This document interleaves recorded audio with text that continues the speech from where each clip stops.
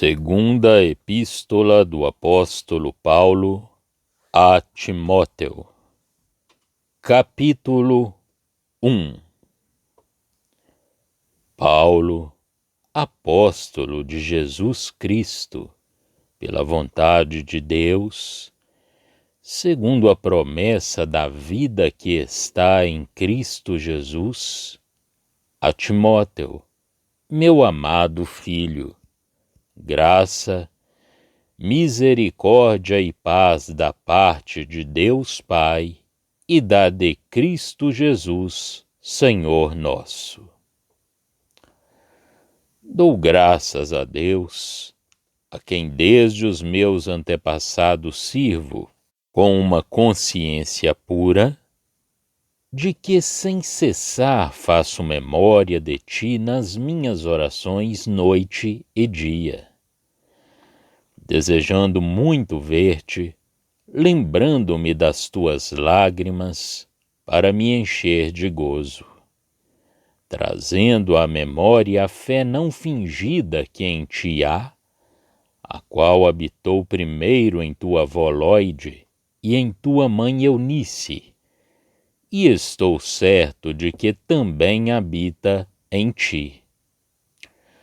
Por cujo motivo te lembro que despertes o dom de Deus que existe em ti pela imposição das minhas mãos. Porque Deus não nos deu o espírito de temor, mas de fortaleza e de amor e de moderação. Portanto, não te envergonhes do testemunho de nosso Senhor, nem de mim, que sou prisioneiro seu. Antes participa das aflições do Evangelho segundo o poder de Deus, que nos salvou e chamou com uma santa vocação, não segundo as nossas obras, mas segundo o seu próprio propósito e graça que nos foi dada em Cristo Jesus, antes dos tempos dos séculos, e que é manifesta agora pela aparição de nosso Salvador Jesus Cristo, o qual aboliu a morte e trouxe à luz a vida e a incorrupção pelo Evangelho, para o que fui constituído pregador e apóstolo e doutor dos gentios, por cuja causa padeço também isto, mas não me envergonho, porque eu sei em quem tenho crido e estou certo de que é poderoso para guardar o meu depósito até aquele dia. Conserva o modelo das sãs palavras que de mim tens ouvido, na fé e no amor que há em Cristo Jesus. Guarda o bom depósito pelo Espírito Santo que habita em nós. Bem sabes isto, que os que estão na Ásia, todos se apartaram de mim, entre os quais foram Figelo e Hermógenes. O Senhor conceda misericórdia à casa de Onesíforo, porque muitas vezes me recreou e não se envergonhou das minhas cadeias. Antes, vindo ele a Roma, com muito cuidado me procurou e me achou. O Senhor lhe conceda que naquele dia ache misericórdia diante do Senhor. E quanto me ajudou em Éfeso, melhor o sabes tu. Segunda Epístola do Apóstolo Paulo a Timóteo. Introdução. A segunda epístola a Timóteo tem um caráter inteiramente particular. É a expressão do coração daquele que, fora da Palestina, tinha fundado e edificado a Igreja de Deus na terra, e que via sua decadência, assim como o abandono aos princípios sobre os quais ele mesmo a tinha fundado. Deus permanece fiel. O seu fundamento continua seguro e inabalável, mas a obra confiada às mãos dos homens enfraquecia e perdia-se já. A consciência deste estado de coisas, que de resto se manifesta na maneira como o próprio apóstolo era abandonado, oprimia o seu coração, e Paulo derrama esse mesmo coração no seio do seu fiel Timóteo. O Espírito Santo nos revela, deste modo, quanto a esta solene verdade, que a Igreja não guardou o seu primeiro estado, e dá a conhecer os meios de segurança àqueles que procuram a Deus e que desejam agradar-lhe no meio de um tal estado de coisas. O apóstolo João nos dá a história da decadência e do julgamento da Igreja cá embaixo, e em seguida a do mundo. Mostra-nos uma vida que, fora de toda a questão quanto ao estado da Igreja, permanece sempre a mesma e nos torna capazes de gozarmos da presença de Deus, sendo semelhantes a Ele na sua natureza e no seu caráter.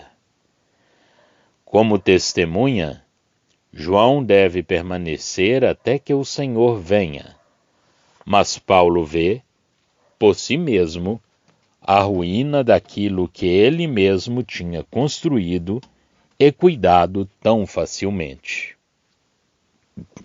tão fielmente. A si mesmo se consumiu em favor da Igreja, cumprindo o que restava para sofrer das aflições de Cristo.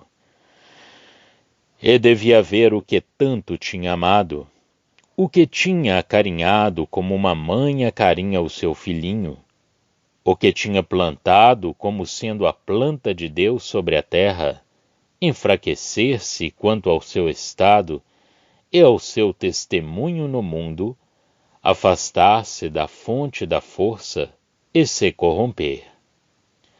Dolorosa experiência esta, mas que é a experiência do servo de Deus em todos os séculos e em todas as dispensações. O servo de Deus bem vê o poder de Deus agir para plantar o testemunho na terra, mas vê de igual modo os homens bem cedo faltarem a esse testemunho. Vê a casa que forma a morada do Espírito Santo degradar-se e fender-se.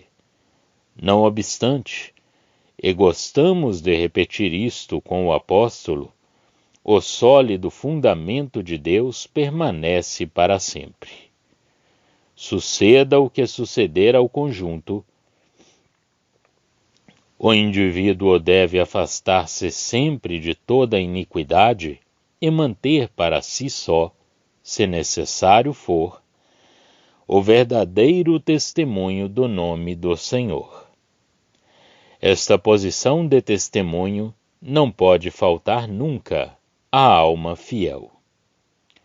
As consolações do apóstolo são fundadas, e diante da mistura e da confusão que começavam a se revelar na Igreja, sobre esses dois princípios, a saber, a fidelidade de Deus e a responsabilidade do indivíduo. Mas recorda também da comunhão e da fidelidade de algumas almas preciosas, e disso aproveita com alegria. No meio das aflições do Evangelho e do abandono de tantas pessoas, o apóstolo tinha os seus Timóteos e os seus Onesíforos, que eram os selos do seu ministério perante o Senhor. Capítulo 1. Desde o início, o apóstolo já se coloca no terreno da graça e da vida individual que, quanto ao seu caráter essencial, nunca muda, e fora dos privilégios da Igreja. Não que estes tivessem mudado, mas Paulo já não podia ligá-los a todo o conjunto do corpo sobre a terra. Aqui, Paulo é apóstolo, segundo a promessa da vida eterna que está em Cristo Jesus. Não fala de Cristo somente sob o caráter de Messias, ou como cabeça do corpo, mas sim da promessa da vida nele. Dirige-se ao seu bem-amado filho Timóteo. Lembra-se da sua afeição. Deseja muito vê-lo, lembrando-se das suas lágrimas, derramadas provavelmente quando Paulo foi preso ou quando, por essa ocasião, Timóteo se separou dele ou teve conhecimento da sua prisão. O que é expresso aqui é a confiança de um amigo falando a um coração que ele conhece.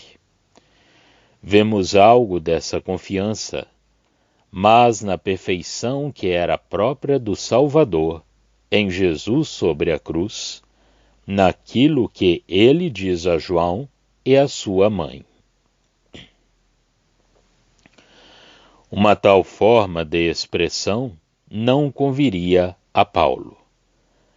As afeições dos homens manifestam-se nas suas necessidades, nas necessidades dos seus corações. A afeição do Senhor revela-se pela sua condescendência. Em Cristo, tudo é perfeito em si. Em nós, somente é pela graça que tudo está no seu lugar. Mas, quando já não há separação para o serviço em poder, não conhecendo outra coisa senão o serviço, então a natureza segundo Deus retoma o seu verdadeiro lugar.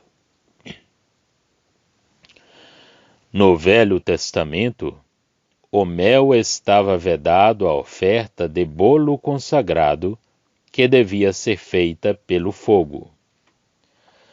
O apóstolo já não fala aqui, verso 3, do elevado caráter da sua obra, mas sim da sua posição pessoal, justamente sentida segundo o Espírito.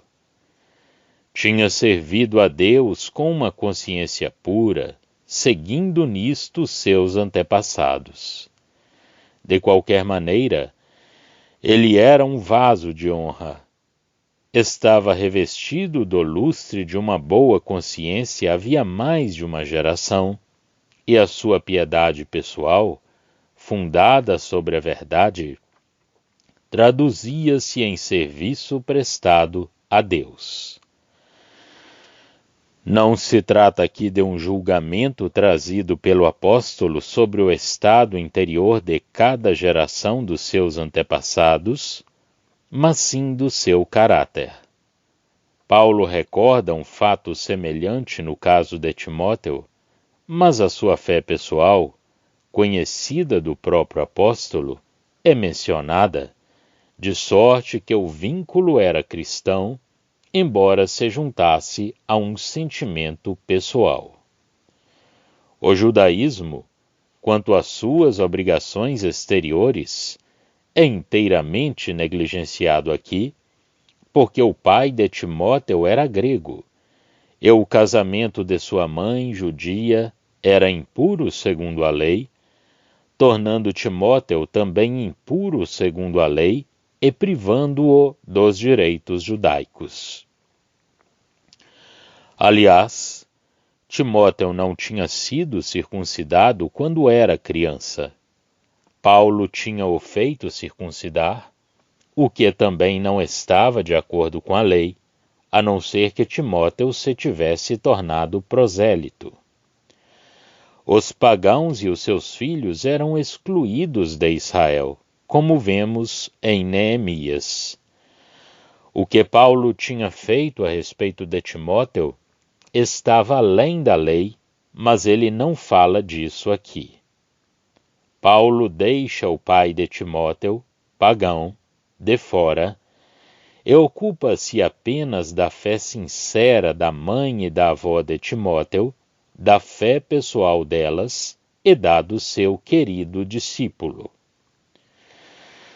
O estado da igreja não é senão mais uma ocasião para o exercício da fé do apóstolo e para a sua zelosa atividade, cheia de coração e de coragem. As dificuldades e os perigos se multiplicavam de todas as maneiras, juntando-se estes à infidelidade dos cristãos, mas nem por isso Deus deixava de estar com os seus. Deus não nos deu um espírito de temor, mas sim de poder, de amor e de conselho, de modo que o obreiro do Senhor, o homem de Deus, aquele que se mantém em comunhão com Deus para o representar na terra, deve reanimar o dom que há em si, e como o exprime o apóstolo com uma força e uma clareza admiráveis e impressionantes, suportar os sofrimentos do Evangelho segundo o poder de Deus. Versos 7 a 8. Aqui o apóstolo podia invocar um dom especial do Espírito que tinha sido conferido a Timóteo pela imposição das suas mãos. Na primeira epístola, ele tinha falado da profecia que tinha designado Timóteo para a posse desse dom, e tinha nos dito que esse testemunho da profecia tinha sido acompanhado da imposição das mãos dos anciãos. Aqui nos diz que a imposição das suas próprias mãos tinha sido o meio de conferir esse dom a Timóteo. O apóstolo lembra Timóteo desse dom, essa prova do poder e da realidade do seu ministério e do próprio apóstolo, face ao tempo em que o seu exercício se tornaria mais difícil. Quando tudo floresce e o progresso do Evangelho é notável, quando o próprio mundo fica impressionado com esse progresso, a obra nos parece fácil, apesar das dificuldades e da oposição que, porventura, ainda subsistam. E tal é o homem, mesmo com essa oposição, se é ousado e perseverante.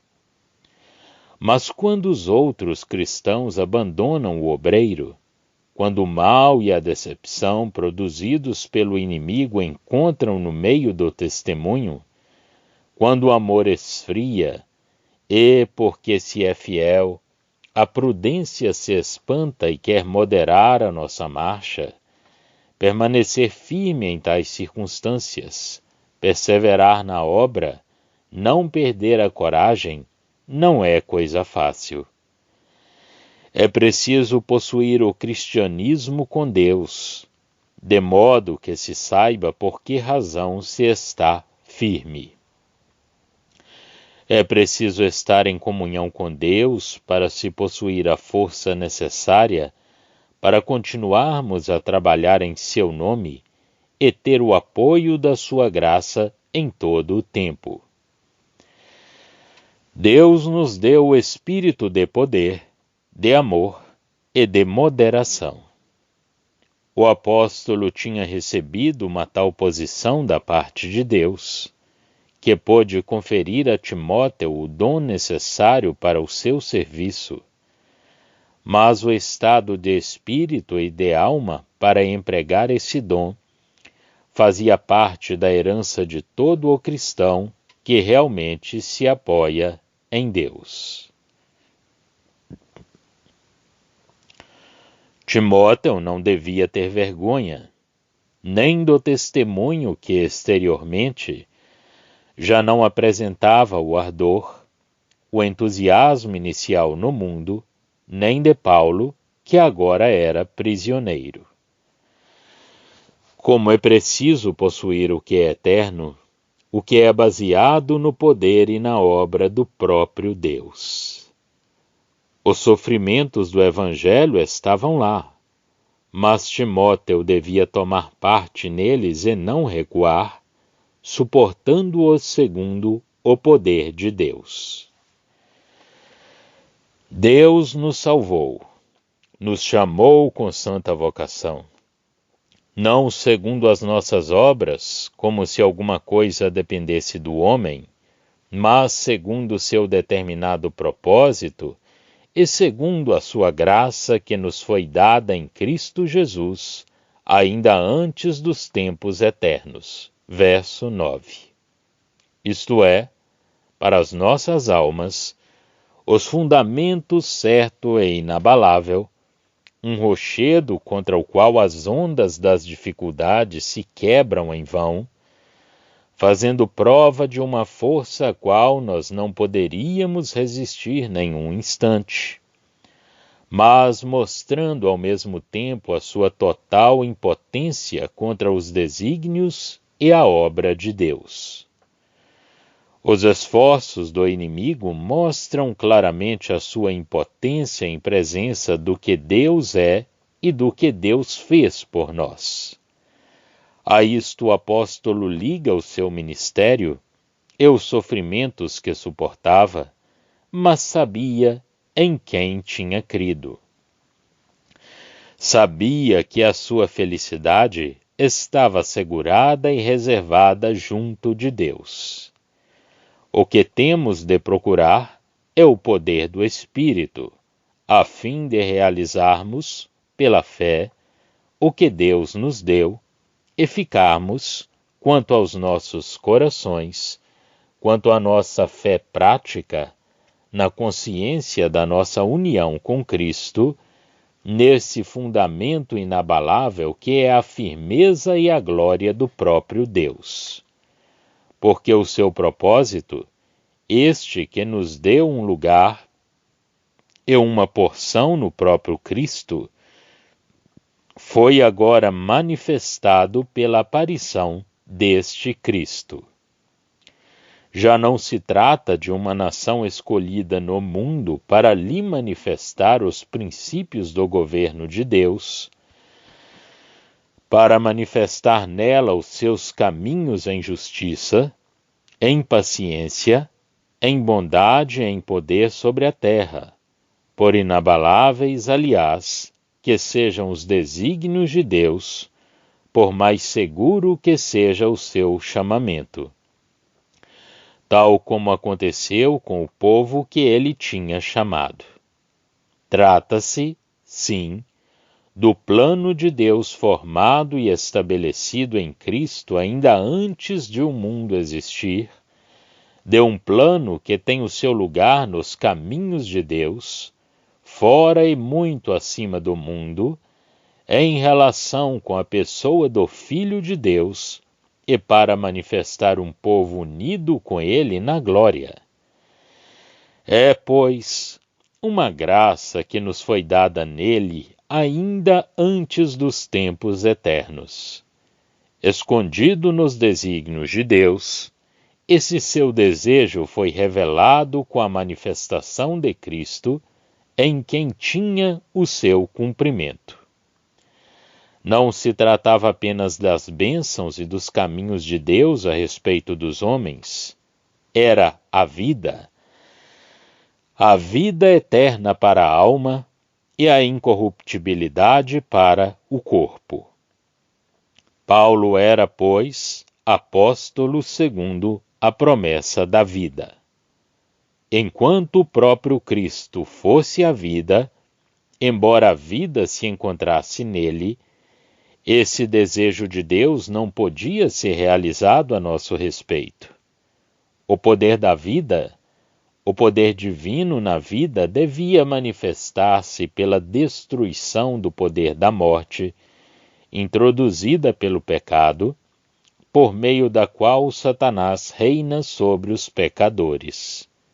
Cristo, na sua ressurreição, anulou a morte e, pelo Evangelho, pôs em evidência a vida e a incorruptibilidade, isto é, este estado da vida eterna, que coloca a alma e o corpo para além da morte e do seu poder. Assim, o Evangelho, quer dizer a boa nova desta obra, dirige-se a todos os homens. Fundado sobre os eternos desígnios de Deus, estabelecido na pessoa de Cristo, sendo a obra necessária ao seu cumprimento realizada pelo próprio Cristo, possuindo um caráter inteiramente fora do judaísmo e do simples governo de Deus na terra, o Evangelho de Paulo era dirigido a todos os homens. Sendo a manifestação dos eternos desígnios e do poder de Deus, tendo de tratar com o homem cativo e oprimido sob o poder da morte, mas tendo também de se ocupar do cumprimento de uma vitória que coloca o homem fora deste poder, e num estado inteiramente novo, que depende do poder de Deus e dos seus desígnios, o Evangelho se dirige ao homem, a todos os homens, judeus ou gentios, sem distinção. Paulo via Adão morto pelo pecado e via Cristo vivendo no poder da vida divina. Anunciava esta boa nova ao homem. A libertação é um estado de coisas inteiramente novo. Fora para anunciar este Evangelho que o apóstolo tinha sido chamado como arauto, mensageiro. Era por isso que ele sofria e, consciente das causas, não tinha vergonha de sofrer, pois sabia em quem tinha crido e conhecia o seu poder. Paulo cria no Evangelho que pregava e cria de igual modo no poder vitorioso daquele em quem cria. Pelo que dizia respeito à vida que tinha recebido do primeiro Adão, ele podia morrer, podia ser desonrado e infamado pelo mundo, mas a vida em Cristo, o poder pelo qual Cristo tinha adquirido um lugar para o homem fora da condição do primeiro Adão, a vida tal como Cristo a possui agora, não era atingida. Não que a vida não existisse antes, mas a morte e aquele que detinha o poder da morte não estavam ainda vencidos. E para lá do misterioso sepulcro, tudo era tenebroso. Por vezes, um relâmpago poderia brilhar através da noite. Uma base verdadeira poderia ser posta para as justas conclusões de um fariseu. Mas a vida e a incorruptibilidade não brilharam senão em Cristo e na sua ressurreição. Porém, isto não é tudo o que é expresso aqui. O apóstolo não diz em que tenho crido, mas sim em quem tenho crido. Esta diferença é muito importante e coloca o cristão, quanto à sua confiança, em relação direta com a pessoa do próprio Cristo.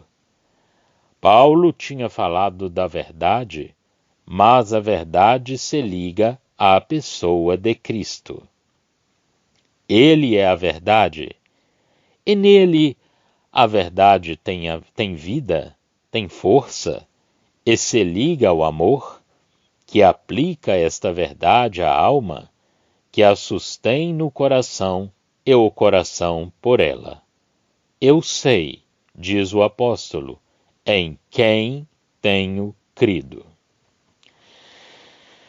Ele tinha confiado a sua felicidade a Cristo. Nele estava esta vida em que o apóstolo tinha parte. Nele estava a força que a sustinha e guardava no céu a herança de glória reservada a essa vida, ali onde ela se manifestava. Encorajado por essa esperança e confiando em Jesus, Paulo tudo suportara por ele e pelos seus. Tinha aceitado todo o sofrimento neste mundo e estava contente por morrer todos os dias. Tinha confiado a Jesus o depósito da sua felicidade eterna na glória dessa nova vida. Entretanto, trabalhava mesmo na aflição, certo de encontrar, no dia em que visse a Jesus e em que todas as suas penas tivessem terminado, o que tinha confiado a um mestre e salvador fiel. Era para encontrar então a sua felicidade, a sua alegria, e tendo em vista esse dia, que ele lhe tinha confiado esse depósito.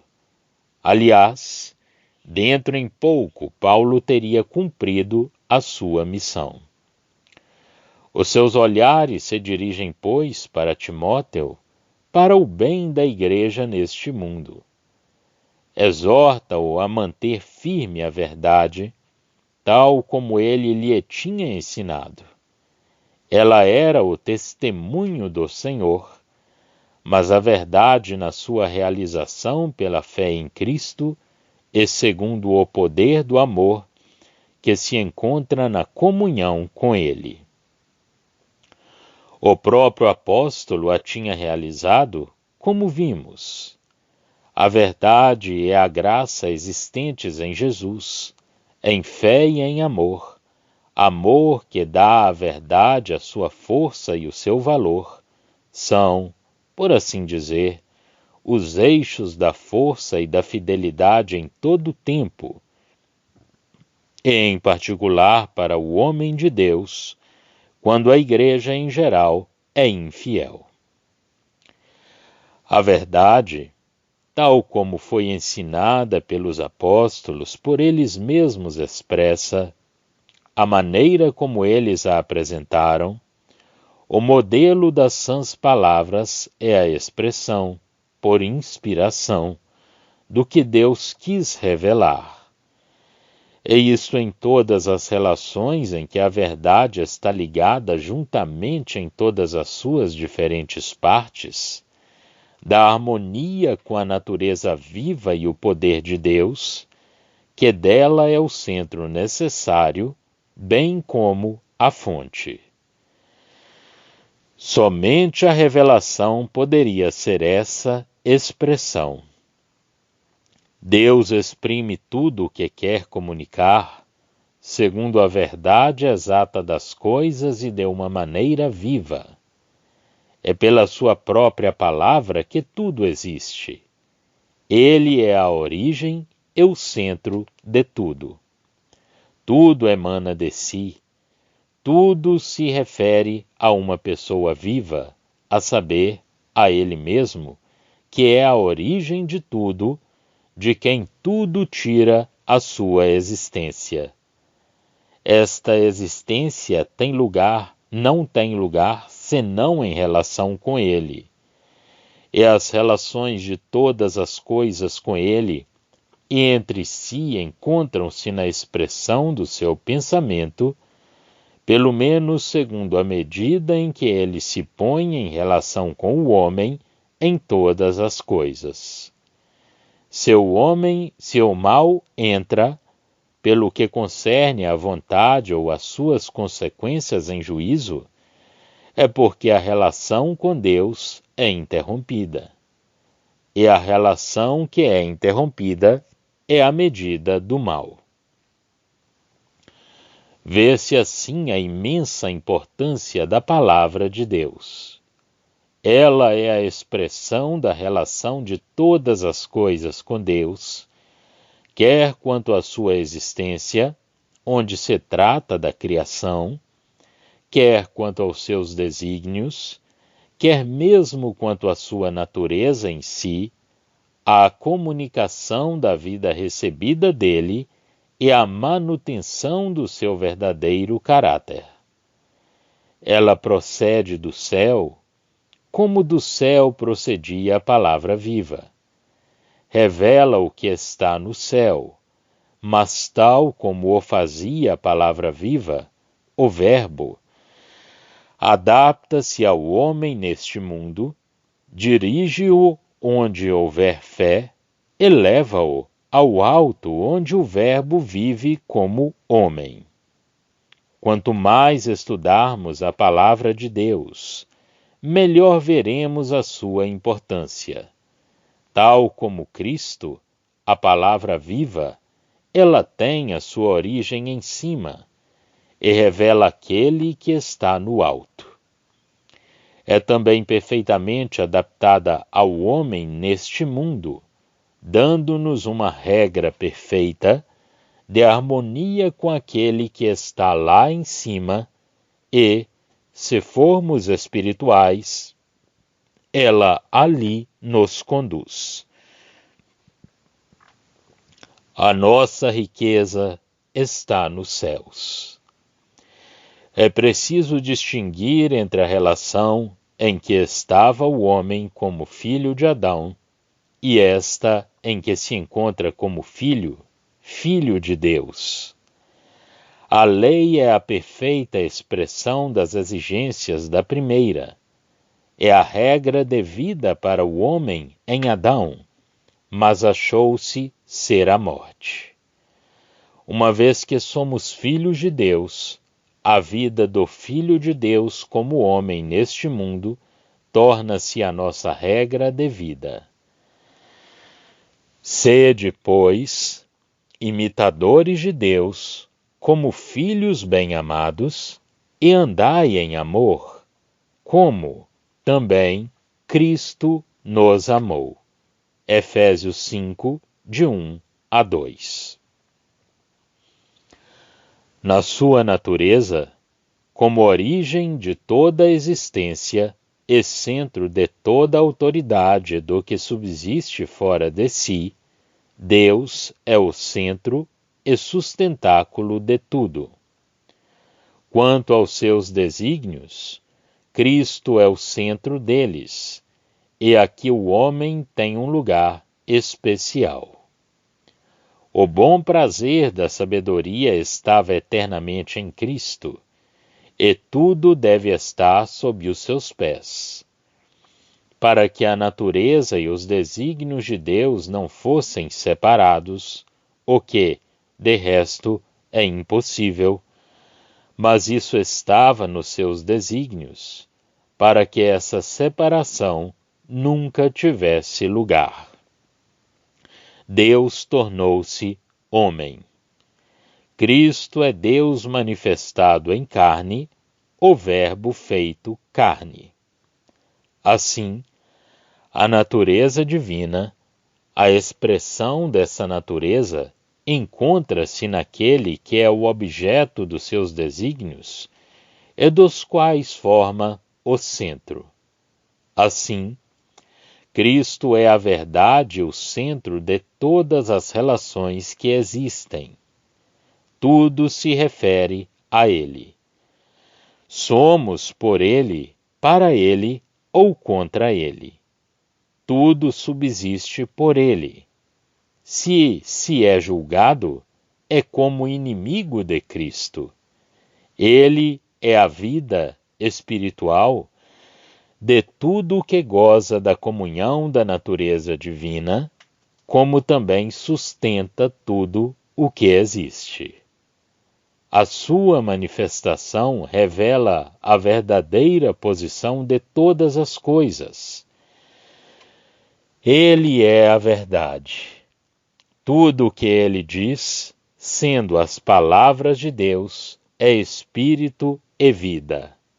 Ele vivifica, atuando segundo a graça, e julga em consideração a responsabilidade das suas criaturas. Mas ainda há mais. Cristo é a revelação do amor. Deus é amor, E em Jesus Cristo o amor está em atividade, e é conhecido do coração que o conhece. Ele. O coração que conhece a Deus vive no amor e conhece o amor de Deus. Mas Cristo é também o objeto em que Deus nos é revelado, e se tornou o objeto da nossa inteira confiança. A fé provém da sua manifestação. A fé já existia em virtude das revelações parciais desse mesmo objeto pelo qual Deus se fazia conhecer. Mas tratava-se apenas de antecipações parciais do que foi plenamente cumprido na manifestação de Cristo, do Filho unigênito de Deus. O objeto da fé é sempre o mesmo. Outrora, tema da promessa e da profecia.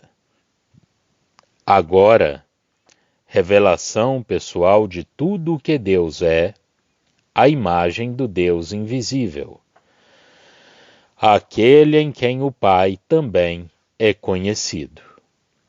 Assim nascem a fé e o amor. Tem a sua origem no objeto que, pela graça, os criou na alma, objeto no qual se apreendeu o que é o amor, e a respeito do qual a fé se exerce. Por ele nós cremos em Deus. Ninguém jamais viu a Deus. O Filho unigênito, que está no seio do Pai, ele o fez conhecer. João 1:18.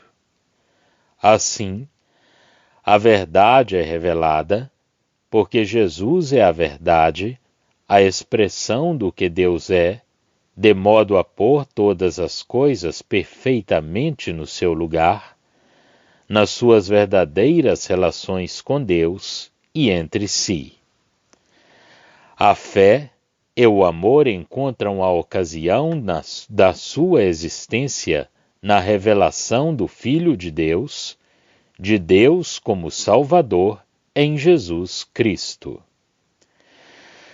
Mas resta ainda um aspecto do cumprimento da obra e dos desígnios de Deus que ainda não abordamos.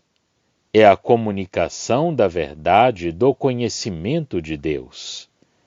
Esta comunicação é a obra do Espírito Santo, na qual a verdade e a vida se reúnem, porque nós somos formados pela palavra. E a energia divina na divindade, ativa em tudo que põe Deus em relação com a criatura ou a criatura com Deus.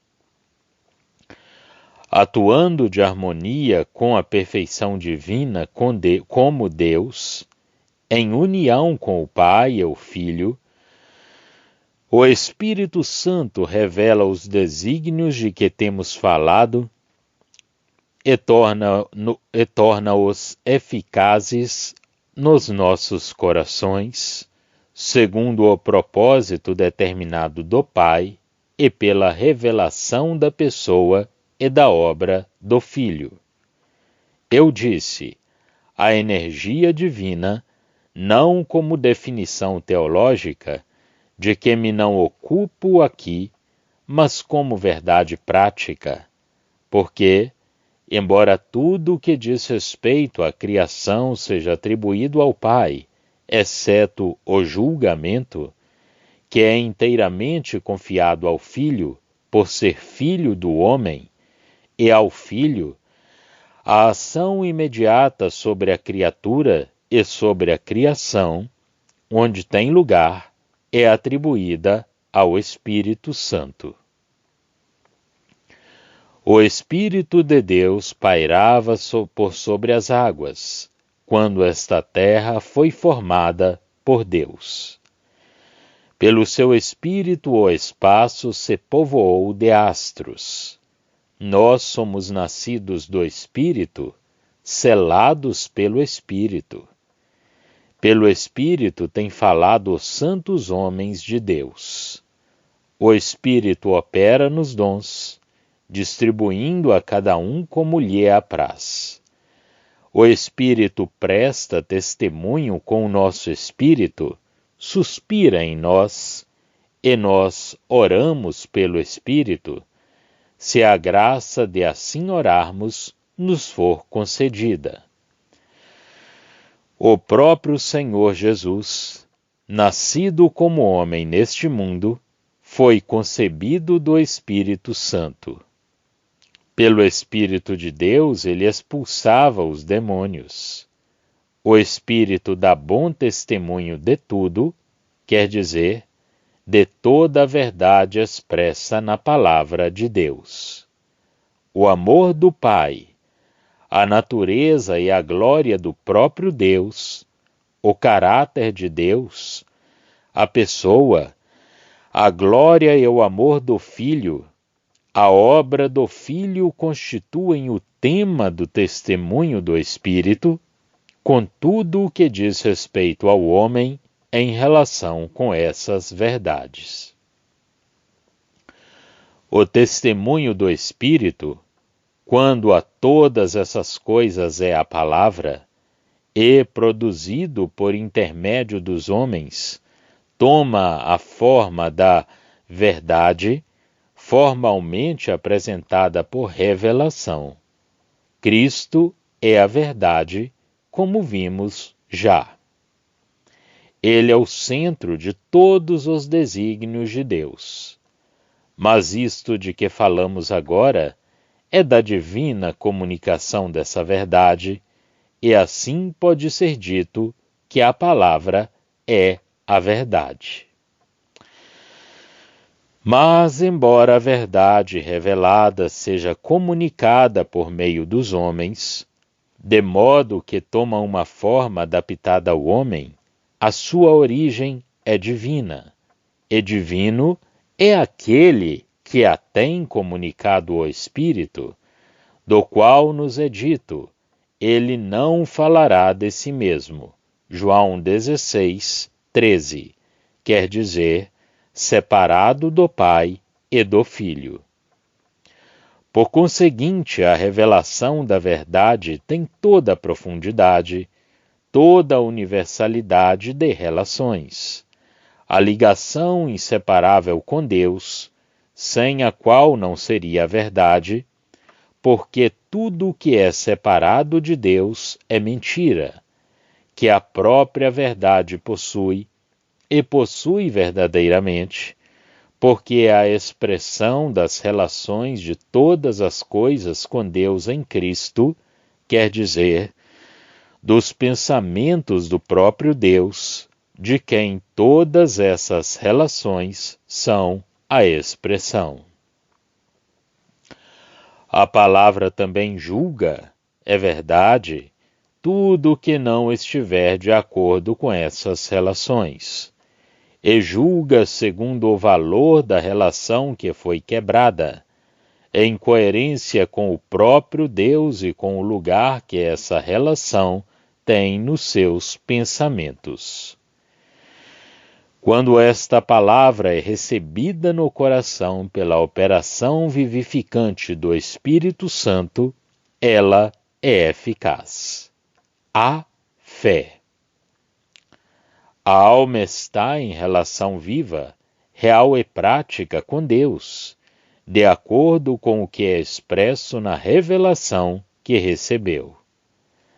A verdade, que fala do amor de Deus, da santidade, da purificação de todo o pecado, da vida eterna, da relação de filhos, coloca-nos, quando recebida no coração, em relação viva, real, atual, com Deus, de harmonia com a força de todas essas verdades, tal como Deus as conhece e as revelou à alma.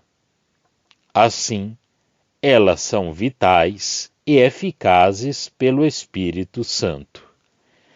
E a fé é a consciência dessa revelação da verdade, como também da verdade do que é revelado, e do ouvido real da voz de Deus na sua palavra.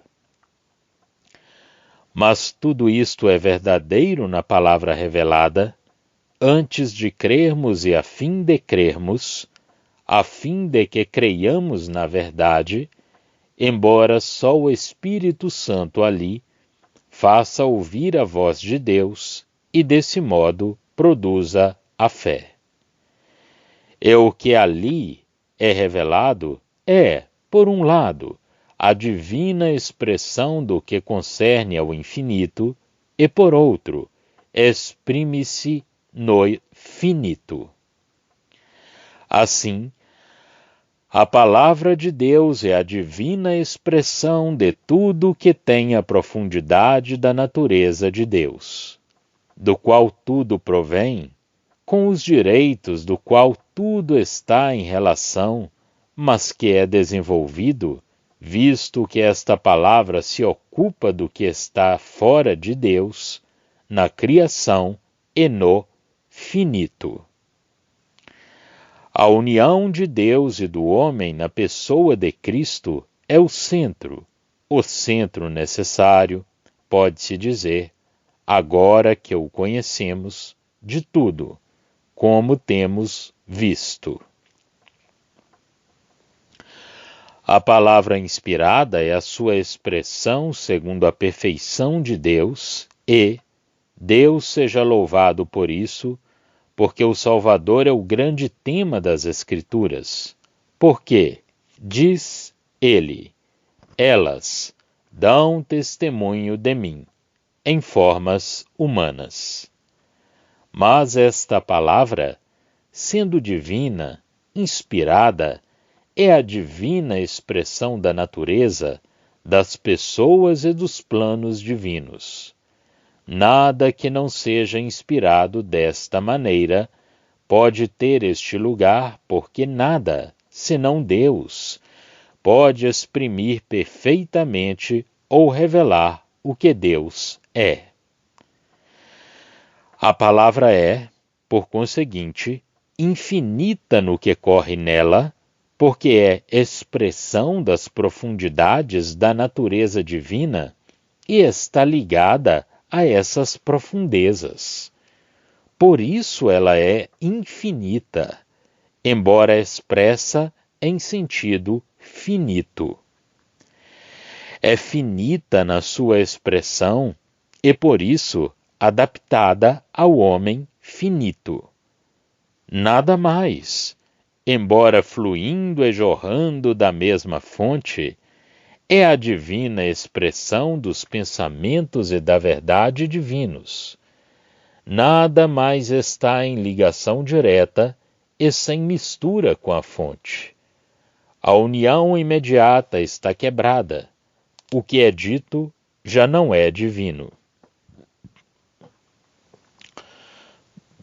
O que é dito pode bem conter verdades, mas falta derivação viva, o infinito, a ligação com Deus, o que deriva imediatamente de maneira não interrompida de Deus.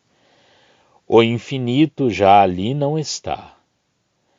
A árvore cresce pela raiz e todas as suas partes, desde a raiz até as folhas, formam um conjunto. A energia da vida corre ali, é uma seiva que vem da raiz.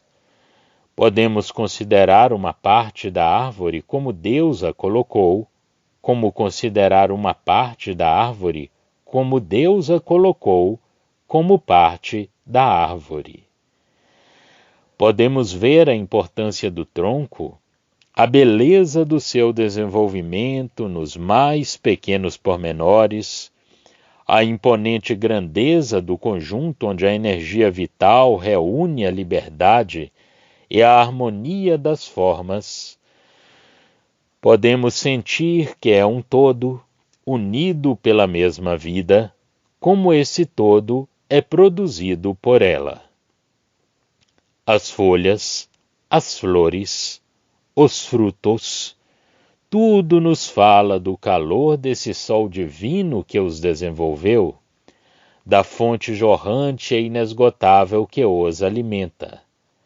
Mas não se pode separar uma parte da árvore, por muito bela que seja, sem lhe tirarmos a energia da vida e a sua relação com o todo.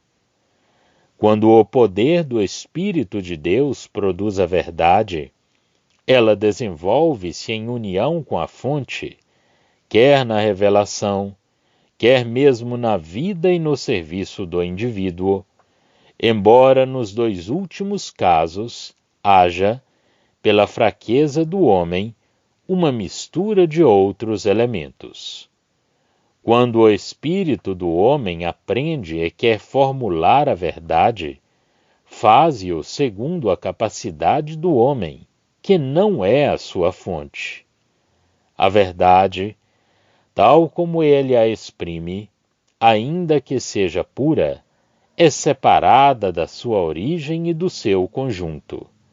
E, por outro lado, a fórmula traz sempre a marca da fraqueza do homem. O homem não apreende a verdade senão muito parcialmente, e quando a expõe, não expõe senão uma parte. A partir daí, ela já não é a verdade.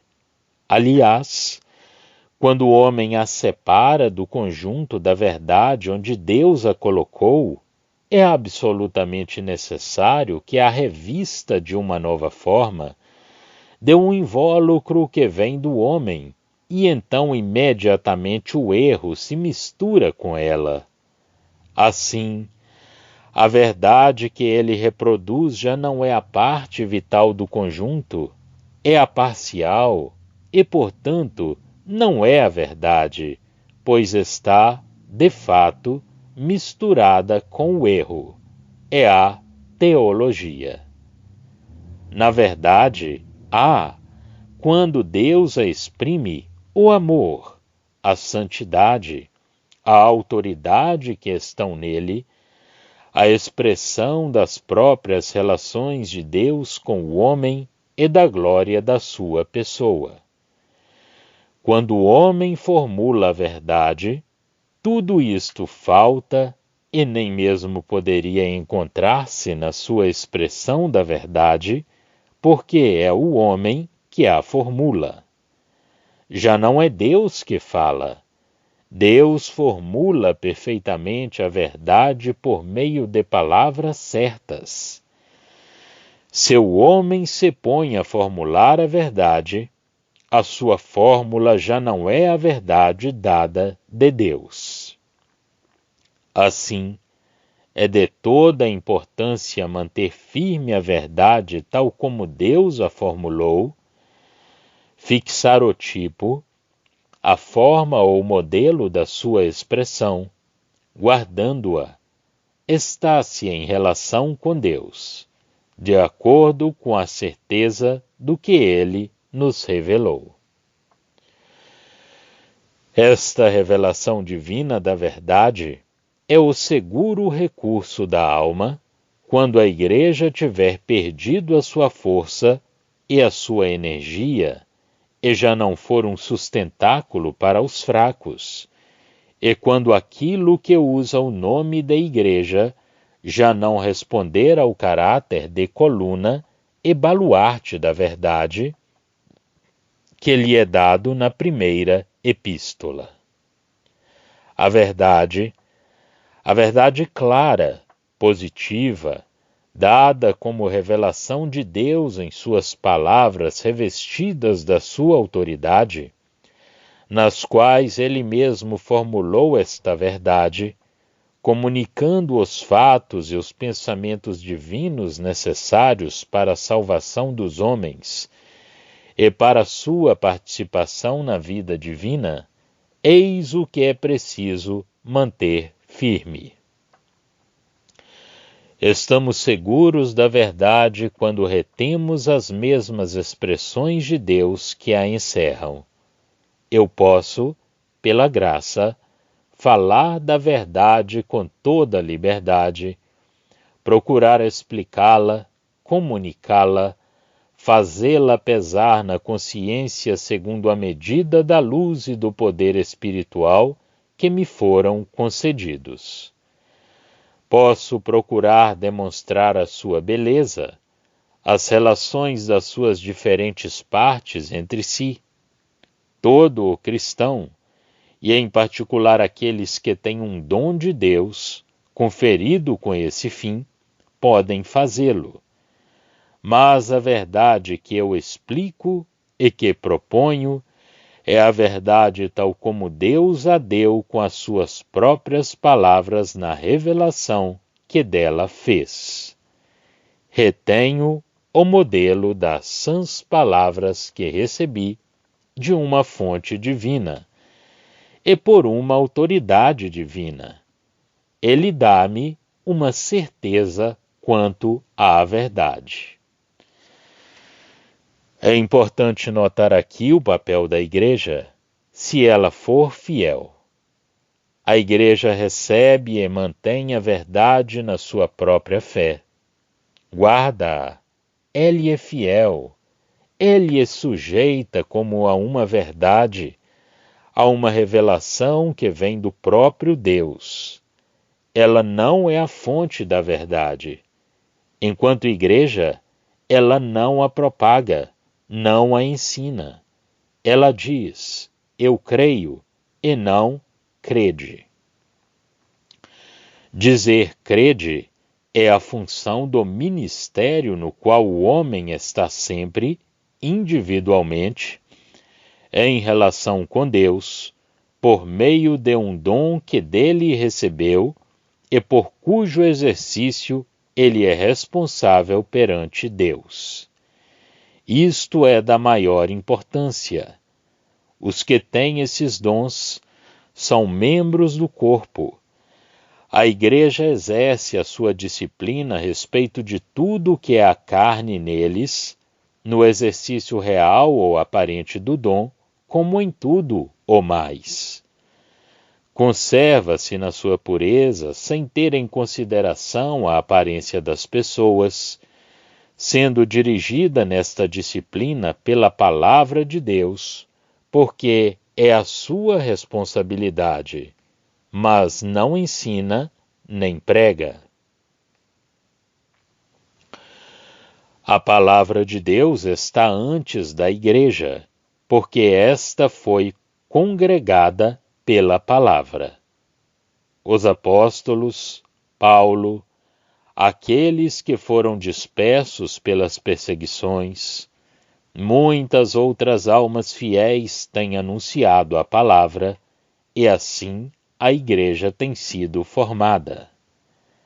Há quem diga que a Igreja foi formada antes das Escrituras. Pelo que diz respeito ao conteúdo escrito do Novo Testamento, isso é verdade, mas a palavra pregada é muito anterior à formação da Igreja. A Igreja não é, de modo nenhum, a fonte, mas sim o fruto. A própria edificação da Igreja reunida vem diretamente de Deus, pelos dons que Ele concedeu. O Espírito Santo distribuindo a cada um como lhe apraz. As Escrituras são o meio que Deus tem empregado para conservar a verdade, para nos dar a certeza dela, face à falibilidade dos instrumentos da sua propagação, depois que a revelação cessou. Se, no princípio, ele encheu de tal modo alguns homens do seu espírito que o erro era excluído da sua pregação, se, além disso, deu então revelações nas quais não havia senão a sua própria palavra, não é menos verdade que agora, em tese geral, a pregação é o fruto da ação do Espírito Santo nos corações. Há, pois, somente medida de espiritualidade, e, por conseguinte, possibilidade de erro. A respeito dessas comunicações, seja qual for o poder da ação do Espírito, temos de nos julgar. Ver Atos 17, 11, 1 Coríntios 14, 29. Veremos mais à frente que as Escrituras são o que dá segurança nesse julgamento àqueles que são conduzidos por Deus. Encontramos assim, nos caminhos de Deus a respeito do assunto de que nos ocupamos agora, 3 coisas estreitamente unidas, mas diferentes: o ministério, a igreja e a palavra de Deus, isto é, a palavra escrita. Quando a palavra de Deus não é escrita, entra na categoria do ministério. O ministério, pelo que concerne à palavra, porque o ministério da palavra não é o único serviço, prega ao mundo e ensina ou exorta os membros da igreja. A igreja, ou assembleia, goza da comunhão de Deus, é alimentada e cresce por meio daquilo que os diversos membros lhe fornecem. Conserva a verdade e testemunha da verdade na sua confissão. Mantém a santidade pela graça e pela presença do Espírito Santo, goza da comunhão mútua e em amor, cuida das necessidades temporais de todos os seus membros. A palavra escrita é a regra dada por Deus, que contém tudo o que ele revelou. É completa, Colossenses 1:25, e pode, visto ser a verdade, constituir o meio de comunicar a verdade à alma. O Espírito Santo pode empregá-la como meio, mas em todo caso, ela é a regra perfeita. É a comunicação que faz autoridade da vontade e dos pensamentos de Deus para a igreja. A igreja é submissa, deve ser fiel e não ter vontade própria. A igreja não revela, mantém a verdade na sua confissão. Vela por aquilo que tem, não comunica. Recebeu, deve guardar fielmente. O homem dirige, isto é, Cristo. A mulher obedece e é fiel aos pensamentos do seu marido, ou pelo menos deve sê-lo. 1 Coríntios 11. É isto a igreja. Os oráculos de Deus são-lhe confiados. Ela não os dá, obedece-lhes. O ministério é individualmente obrigado a esta fidelidade. Isto compreende-se, e nesta epístola temos muito particularmente que ver com esta responsabilidade individual. O que a igreja é sob este aspecto é-nos revelado na primeira epístola a Timóteo, capítulo 3:15. Aqui o indivíduo deve manter inabalável esse modelo de sãs palavras que recebeu de uma fonte divina, porque o apóstolo, na sua função apostólica, era como instrumento uma fonte divina de verdade.